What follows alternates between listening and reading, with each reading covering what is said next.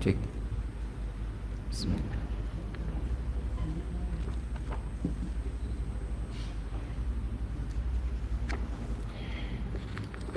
Bismillahirrahmanirrahim. Assalamualaikum warahmatullahi wabarakatuh. Alhamdulillahi rabbil alamin.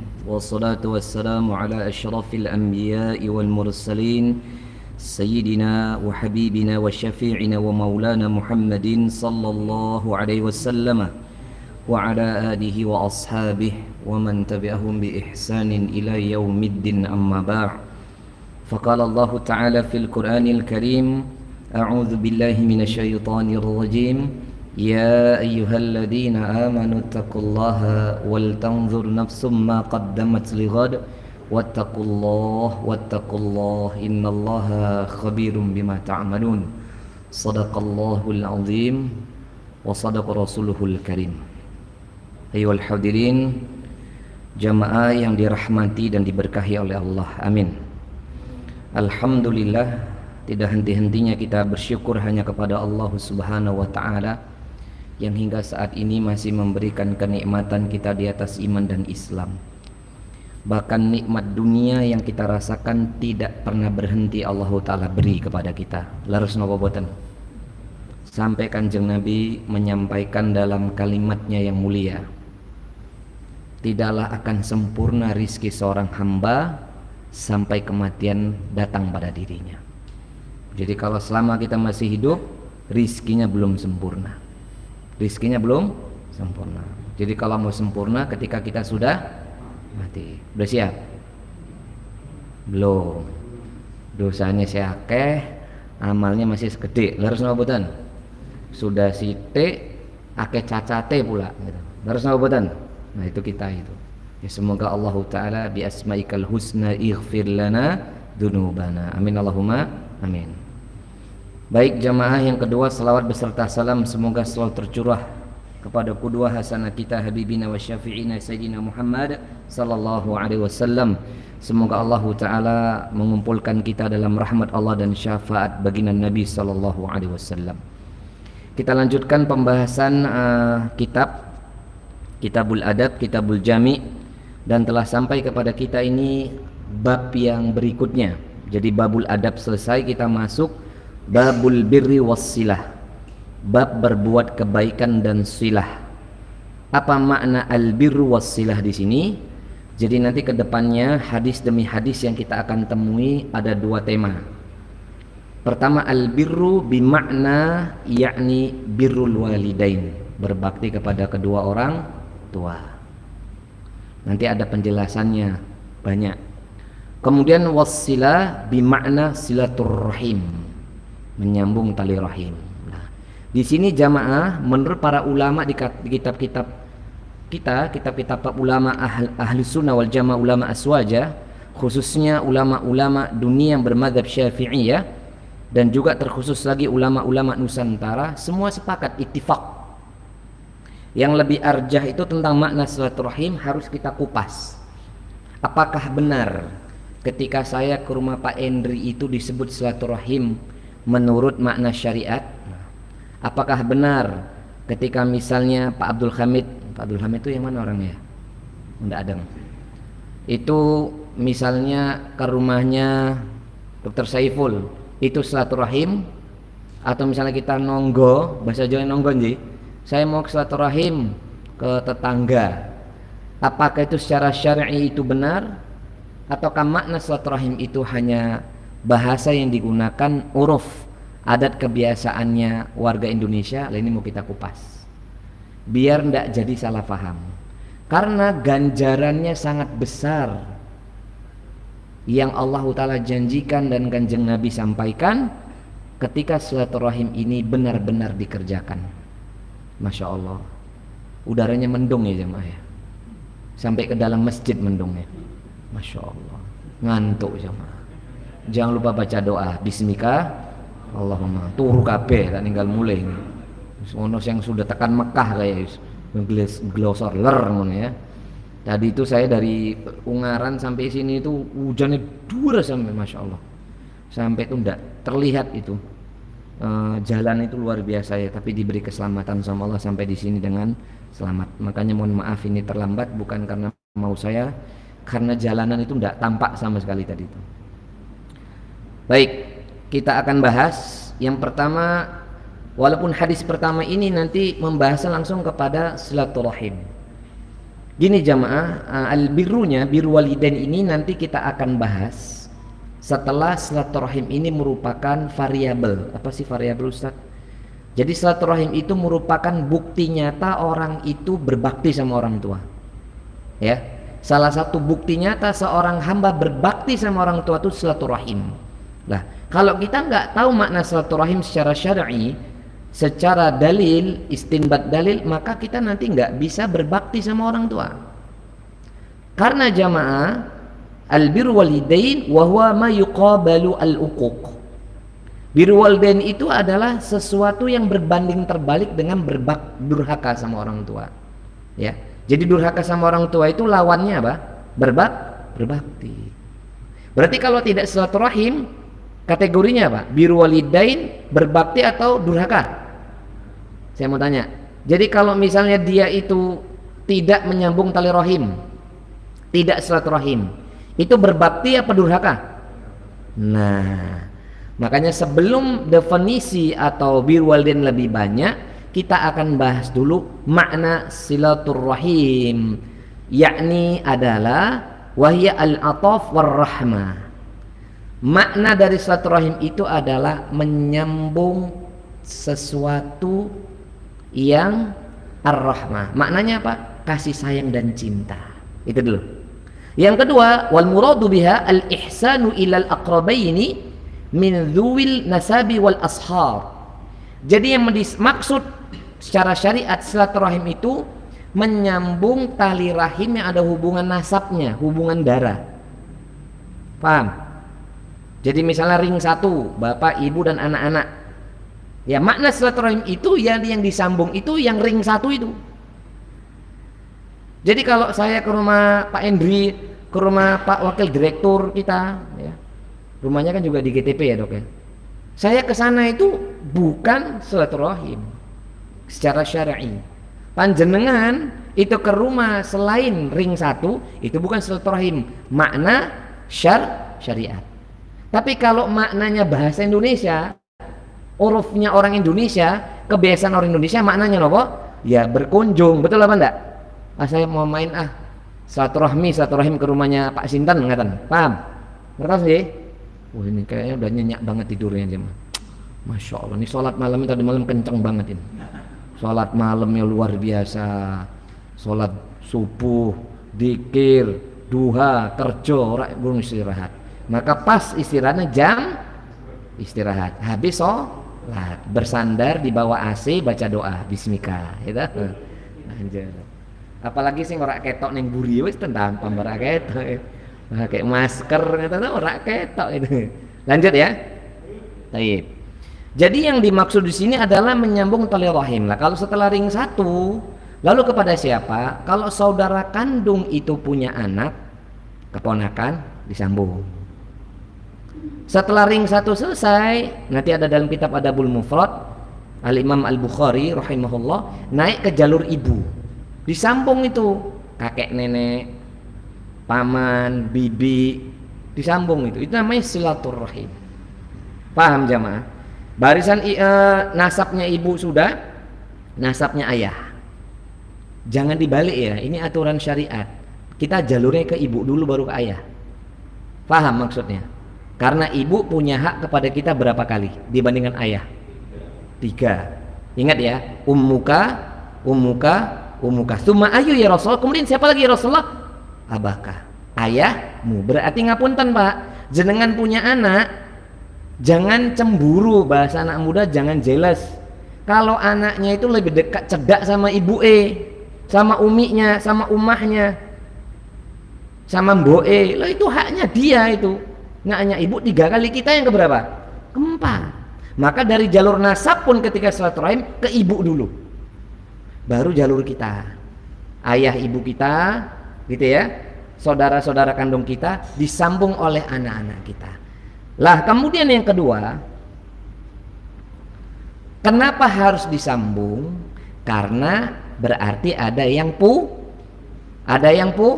putus. Lah kalau tidak ada yang putus hubungannya, apakah silaturahim itu termasuk? Tidak. Jadi kalau hubungan kita kepada kedua orang tua itu bagus, ngertos nggih? Sama saudara kandung bagus, ngertos? Sama ponakan bagus, maka tidak ada yang perlu disambung secara syariat. Yang ada hifdzur rahim, menjaga tali rahim. Paham jamaah?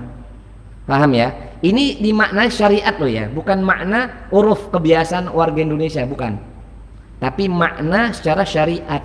Jadi kalau kita nggak ada masalah, bahasa kerennya fine aja kita, baik-baik aja sama kedua orang tua, baik-baik aja sama saudara kandung, baik-baik saja sama keponakan, apa yang mau disambung?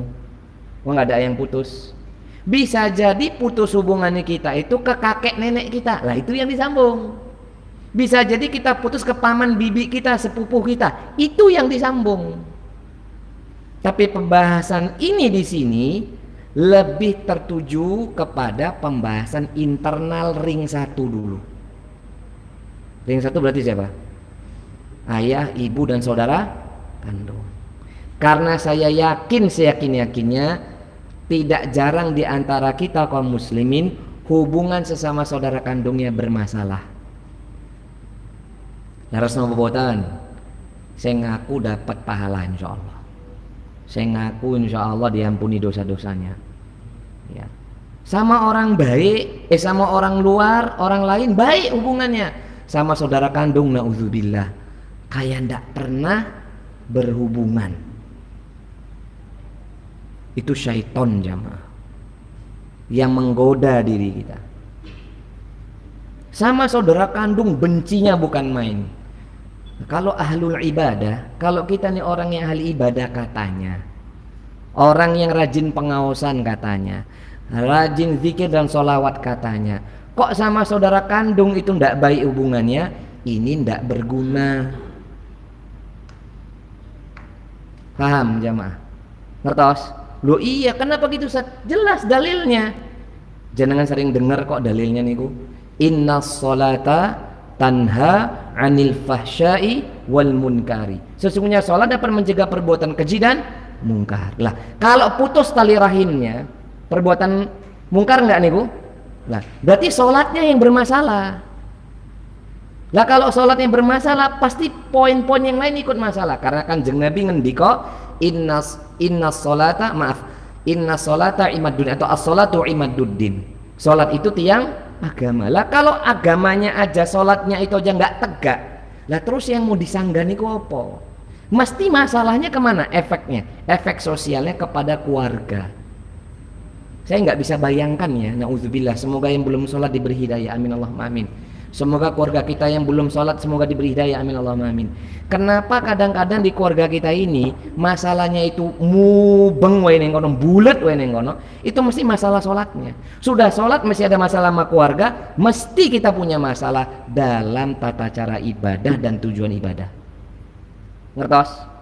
Karena kalau sholatnya kita benar, iman dan amal solehnya benar, insya Allah ta'ala makbulah, nggak ada masalah di ring 1.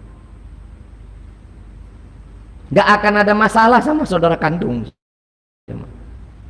Gak akan ada masalah seorang anak kepada ibu dan ayahnya, ayah ibu dan kepada anak-anaknya, karena Allah yang menolong. Mana dalilnya Ustadz? Surah Muhammad ayat ke-17. Kalau Quran hafalan anak-anak itu, Quran pojok untuk hafalan itu posisinya lembar sebelah kanan agak ke tengah dikit. Apa kata Allah? Ya ayyuhalladzina amanu in tansurullaha yansurkum. Hei orang yang beriman, jikalau kamu itu menolong tegaknya agama Allah pada dirimu, yansurkum, kelak kau akan ditolong sama Allah. Jadi kalau kita ini ada masalah dengan keluarga kita, sama saudara kandung kita, keponakan kita, sama paman dan bibi kita, jangan kemudian yang dikoreksi orang lain. Yang dikoreksi siapa? Kita. Sebagaimana udah saya sampaikan jamaah, kita ngaji dapat dalil, dapat nasihat dari para alim ulama, kalau Allah kalau Nabi, dalil ini jangan untuk nembakin orang, Tapi buat siapa? Bukan pas ngaji gini, oh pas dalil lagi. Tak gowong tetangga, ya. Ini pas sih. Konco kantorku koyo ngene. Bukan gitu jamaah. Kita ngaji nasihatnya buat sinten? Buat diri sendiri. Paham? Koyo makan apot iki. Matanya atau materinya yang makin berat? Hah? Dua-duanya. Matanya ya rodok sepet, materinya tambah abot. Masya Allah. Nasallallahu assalamu wal afiyah. Lanjut. Ya Allah. Jamaah belum pada makan ya? Sama jamaah. Jenengan udah sarapan nasi toh? Pun kulo dereng. Jadi sama-sama kuduku kuat. Tenang jamaah. Nanti neng surga tuh ndak ada rasa lapar jamaah. Ndak ada kenyang. Sabar ya. Nanti sampai di surga Firdaus tanpa hisab, tanpa adab. Amin Allahumma. Lanjut ya. Lah kalau misalnya itu terputus harus disambung. Terus apa lagi yang dilakukan? Warifqu bihim wa riayati ahwalihim. Kita dalam menyambung tali rahim itu bersikap lemah lembut kepada mereka dan menjaga perihal-perihal yang terjadi pada diri mereka. Maka jamaah di sini para ulama mengatakan di antara bakti seorang anak kepada orang tua yang paling berat itu menjaga tali rahim. Contoh, bapak ibunya masih hidup. Ada nggak anak-anaknya itu bertengkar? Nggak sapa-sapaan? Ada nggak? Ada tidak? Ada. Antara ponakan sama paman bibinya, ada nggak sapa-sapaan? Ada. Tahu nggak sih itu beban di hadapan Allah orang tua itu? Bapak ibu kita beban. Ketika anak-anaknya tuh tengker, ketika cucunya sama anaknya tengker. Yang mesakin itu bapak ibu. Kalau masih hidup kedua orang tua kita, dia masih bisa menasehati dan berdoa kepada Allah. Sekarang masalahnya kalau bapak ibu kita udah meninggal dunia. Sekarang tanya sama diri kita, besok kalau kita dipundut Allah, pasti nggak kita akan dipundut sama Allah? Pasti nobotan? Pasti. Kullu nafsin dha'iqatul maut. Pasti kita akan menemui kematian. Pertanyaannya, purun apa buatan? Kalau pas kita meninggal dunia kita tahu, mungkin kita tahu, atau sebelum kita mati kita ngerti nih masalah anak keturunan kita durung rampung, tengkar ndak omongan sekian bulan sekian tahun. Gimana perasaan kita jadi seorang ayah? Ngertos jemaah? Ngertos apa buatan? Makanya kadang-kadang saya gumun, ibadah kita sama Allah aja itu masih banyak yang diperbaiki. Hubungan kita sama keluarga saja masih banyak yang dia harus diperbaiki. Kenapa kita kok ngurusi orang lain? Harus nawabotan. Kecuali nek jenengan iku dokter, jenengan iku perawat nakes, jenengan iku kemudian direktur, wakil direktur atau kepala bagian masih masuk. Karena ngurusi pekerjaan. Lah kita ini karyawan biasa. Leres? Yang kita urusi ya diri kita sendiri. Lah kok dadak ngurusi pekerjaan wong liyane? Mas, Bok, kamu yang genah hidupmu. Padahal kita ini urusan sama keluarga kita aja urung rampung. Faham maksudku loh? Demi Allah ini saya nyampaikan ini juga beban. Maka harus saya pastikan saya dengan keluarga saya itu baik-baik saja. Karena orang tua saya tinggal satu, tinggal ayah ini. Kalau saya memutus tali rahim saya kepada saudara kandung saya, keponakan saya, paman, bibi saya, yang paling kasihan itu ibu saya di alam kubur jemaah. Faham? Karena qati'atul rahim, memutus tali rahim itu efek dominonya, efeknya itu kepada orang tua kita yang masih hidup atau yang telah meninggal dunia.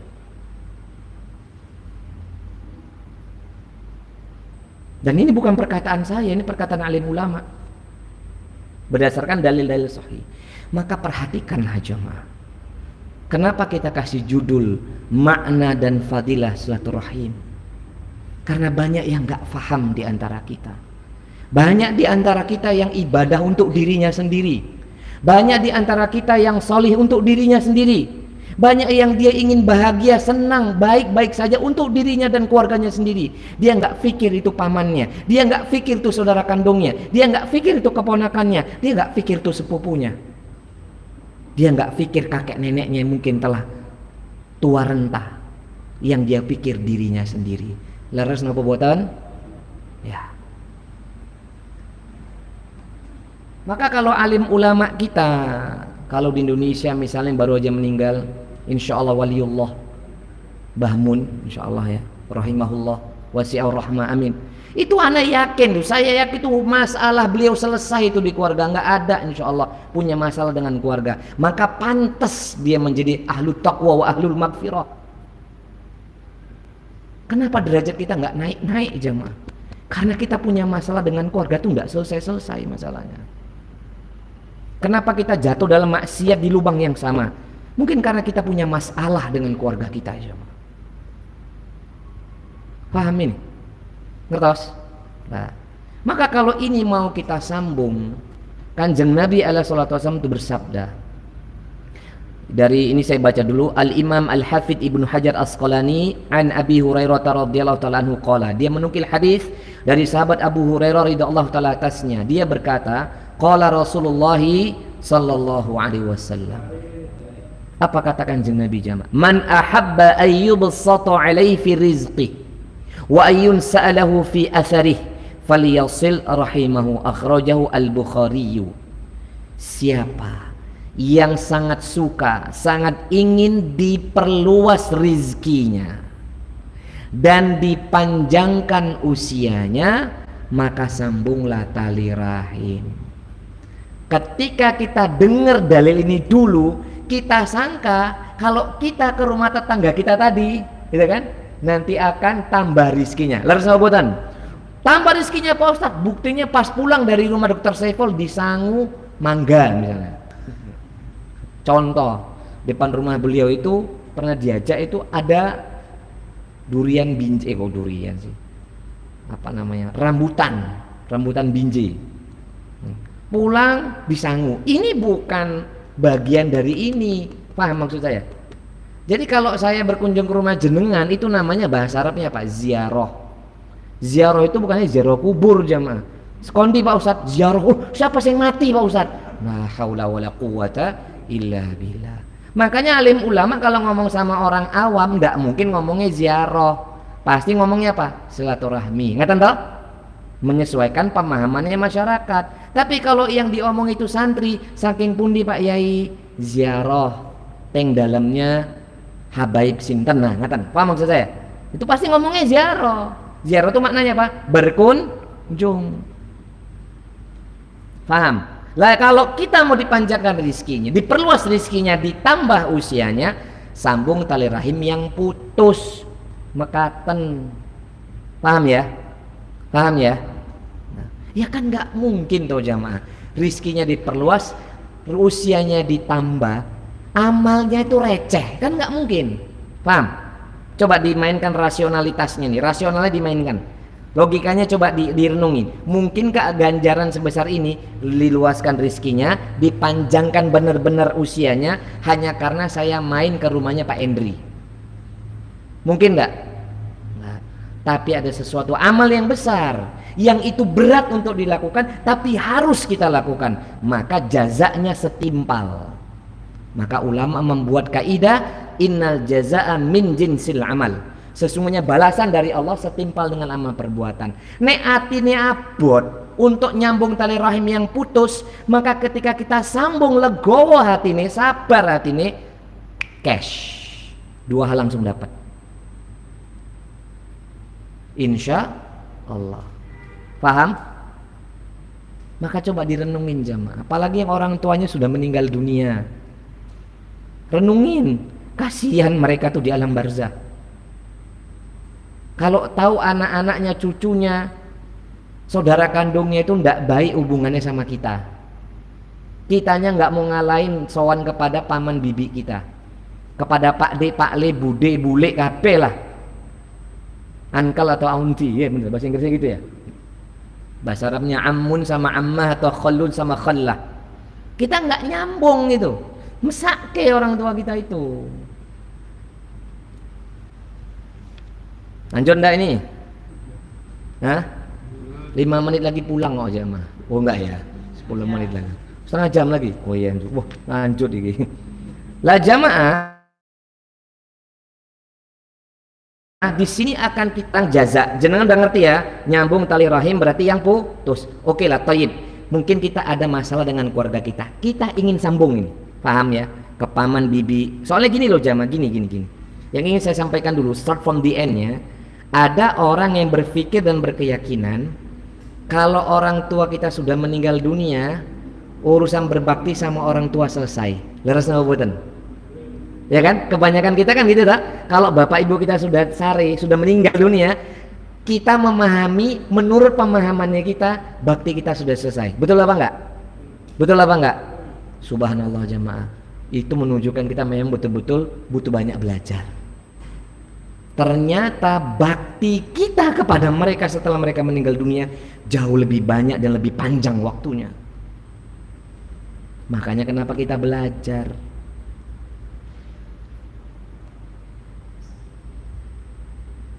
Faham? Ngertos nggih? Udah selesai bapak ibu wis rampung Pak Ustad. Saiki amanah kula bojo sama anak-anak dan mertua. Ini ndak paham. Yang ngatakan kita nih selesai urusan baktinya sinten?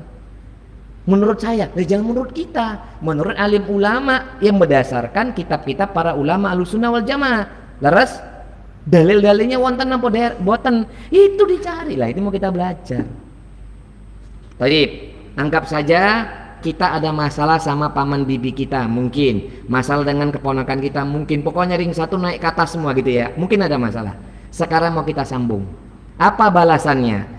Balasannya yang dikatakan Nabi Ayyub satu alaih, akan diperluas. Itu maknanya apa? Yusa'u alaihi fi rizki. Yang dimaksud kalau kita menyambung tali rahim diperluas rizkinya, betul-betul rizkinya akan ditambah. Wa yuksaru wa yubariku lahu fih. Bukan hanya diperluas ditambah, tapi diberkahi rizkinya. Tak kasih contoh ya jamaah. Ini yang ngantuk silakan tidur, karena obat ngantuk tidur. Kalau ngantuk sambil dengar ngaji salah paham. Kalau ngantuk semua tinggal tidur semua, wah tak tinggal mulai. Contoh jamaah ya, minuman ini kalau berkah, contoh bismillah. Maka ketika masuk ke tubuh kita, mau itu makanan, minuman, pakaian, semua itu akan mendorong diri kita untuk melakukan ketaatan lebih. Itu makna barokah.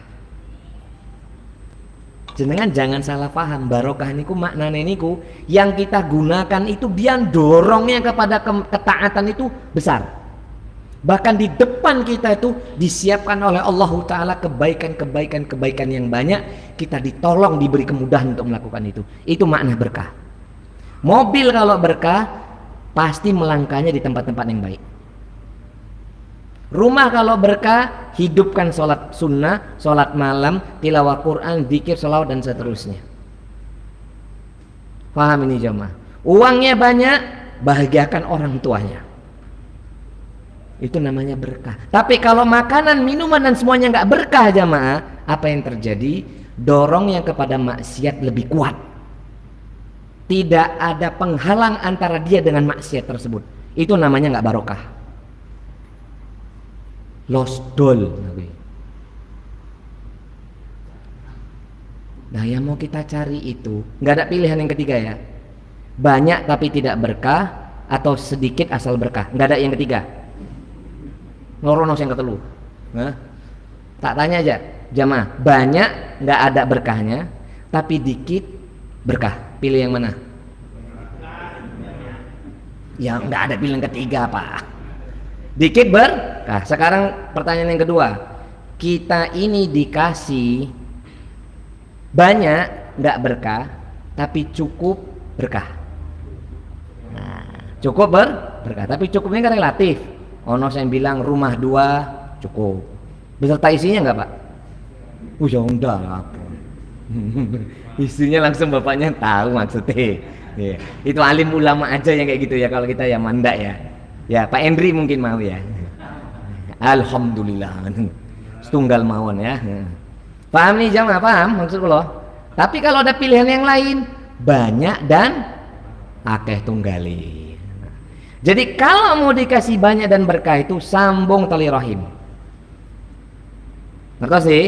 Lah yang dikatakan barokah di sini bukan hanya dia banyak barokah rizkinya, tapi ada penjagaan dari Gusti Allah. Itu rizkinya dijaga itu, diberi keselamatan. Contoh, naik motor bannya sudah kurang angin, karena motornya ini barokah, pas sampai di tukang tambal nembe kempes. Nah, paham? Tapi kalau motor ndak barokah, baru jalan berapa meter meletus, bus. Nah itu hati-hati itu, bisa jadi ndak baca doa. Dan itu nggak sekali dua kali,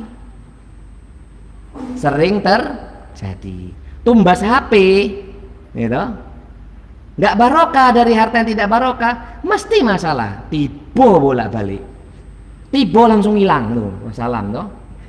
Naudzubillah summa naudzubillah min dzalik. Karena kalau barokah itu pasti awet ukurannya manusia. Paham jamaah?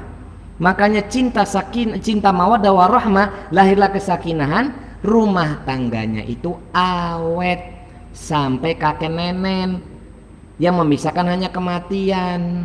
Ngaten ji, itu maknanya nopo? Barokah. Paham? Nah, sekarang rizki. Apakah rizki itu berkaitan dengan harta saja? Jabatan? Popularitas? Tidak. Banyak koncone? Tidak. Tapi makna rizki itu ma'akalahu, apa yang dia makan, wa masyrabahu, apa yang dia minum, wa maskanahu, apa yang dia tempati, rumah, wa 'allamahu, dan apa yang dia amalkan. Karena rizki itu kata para ulama, li'anna rizqa ismu likulli ma yantafa'.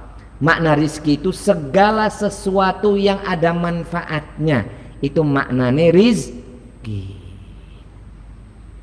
Ngertos nabotan? Ini mic ada manfaatnya nggak di masjid ini? Sangat, sangat kah? Nah ini berarti manfaat namanya rizki. Kalau dia nggak manfaat berarti bukan rizki. Paham? Nah, di sini ulama membagi dua jemaah. Ini kita bahas dulu supaya rizkinya diperluas. Kan kita mau rizkinya diperluas toh? Nah makna rizki ini konopo? Wonten kalih. Yang pertama arizkul abdan, rizki tubuh. Saya mau tanya, rizki tubuh yang diberi kepada dari Allah kepada kita banyak banget enggak? Banyak banget enggak? Dari yang kita minta atau dari sesuatu yang kita tidak minta yang lebih banyak? Hah? Dari yang tidak kita minta, betul apa enggak? Seperti jenengan tuh, rizki badan itu salah satunya istirahat dan tidur. Niat jenengan itu mau dengar pengajian, tapi tiba-tiba tertidur, itu rizki dari siapa? Allah. Berarti Salahuddin tidak boleh melarang, hanya menyindir. Ya kan nggak boleh melarang karena rizki dari siapa? Itu namanya rizki badan, betul nggak? Laras badan. Rizki badan itu banyak. Rizki badan itu jelas yang dirasakan tubuh semuanya. Sedangkan warisku khas, rizki yang khusus itu adalah berkaitan dengan al-qulub, hati. Apa itu? Al-ilmu wal iman. Ilmu dan iman. Saya mau tanya, lebih utama mana? Lebih mana banyak berkahnya? Rizki hati atau rizki badan? Hah? Lebih utama mana sebenarnya? Iya, coba ya kita koreksi diri kita. Sehari semalam kalau badan kita ini nggak dikasih makanan, kira-kira lemes sama boten? Iso pingsan, malah bisa masuk rumah sakit dikasih infus. Sekarang pernah nggak bertanya sama diri kita, hati jiwa kita ini pernah nggak dikasih makan sehari sekali? Kita jangan. Rizki itu dikasih Allah tuh sepekan sekali aja ngantuk aja mah. Jumatan plus pengawasan ini berarti kalih. Sepekan aja dikasih dua, kita yang nggak beneran, pantas aja jiwanya lapar. Kalau jiwanya lapar seperti jasad lapar, naudzubillah bisa buas. Paham? Nah, ini udah masuk dikit-dikit tasawuf ini. Masuk dikit-dikit tazkiyatun nufus ini. Kenapa kadang orang itu maksiatnya itu tidak bisa terkontrol? Karena jiwanya sangat lapar. Kenapa masih suka maksiat? Karena jiwanya lapar, tubuhnya terlalu warak. Ngertos? Lihat sahabat Abi Darda, lihat sahabat-sahabat Ahlus Sufa yang tinggal di masjid, nggak punya makanan jamaah. Sahurnya dengan air putih, berbuka dengan air putih. Makannya itu kalau dikasih sahabat dan Rasul kalau bawa makanan. Tapi kenapa jiwa jasadnya kuat? Nuntut ilm, sholat malam, bahkan ada perintah jihad. Kenapa mereka kuat? Bukan fisiknya yang kuat, tapi apanya? Jiwanya. Sebagaimana jenengan ketika ketemu pasien itu yang diperlukan tuh motivasi. Leres sama buatan dok. Ketika ketemu jangan diblondrok ke. Wah pak, sehat pak, ini penyakitnya gampang. Insya Allah cepat sembuh, insya Allah. Bismillah, sehat. Baru kasih resep. Ini nggak datang, wiki penyakitnya nggak bisa diselamatkan pak. Bahaya ini pak. Ini jenengan langsung down pak. Urung ditangani langsung mati pak. Lalu buatan. Bukankah kalau ketemu pasien kita angkat dulu psikisnya pak? Betul nggak? Walaupun kita tahu ini parah, tapi kita nggak perlu ngomong karena akan downkan psikisnya. Kita ademkan dulu situasi. Itulah jiwa kalau kita kenyang gitu pak. Nah, yang berikutnya tentang yakni dipanjangkan usianya. Bagaimana? Kita akan bahas pada pertemuan yang akan datang. Rahasia panjang usia. Apakah usianya betul-betul dipanjangkan atau hanya sekedar kalam Nabi SAW? Mau tahu? Stay tune terus di pengajian Masjid nopo niki Asy-Syifa RSUD Tugurejo yang diselenggarakan Bapak Direktur dan Komite Medik. Stay tune terus di channel ini, kita akan kupas tuntas tentang panjang usia karena silaturahim. Mau tahu? Bersambung. Kita akhiri dengan kafaratul majlis. Subhanakallahumma wa bihamdika asyhadu an la ilaha illa anta astaghfiruka wa atubu ilaik. Wa sallallahu ala Muhammadin wa ala alihi wasallam. Subhana rabbika rabbil izzati amma yasifun wa salamun alal mursalin walhamdulillahi rabbil alamin. Wal akhir wassalamu alaikum warahmatullahi wabarakatuh.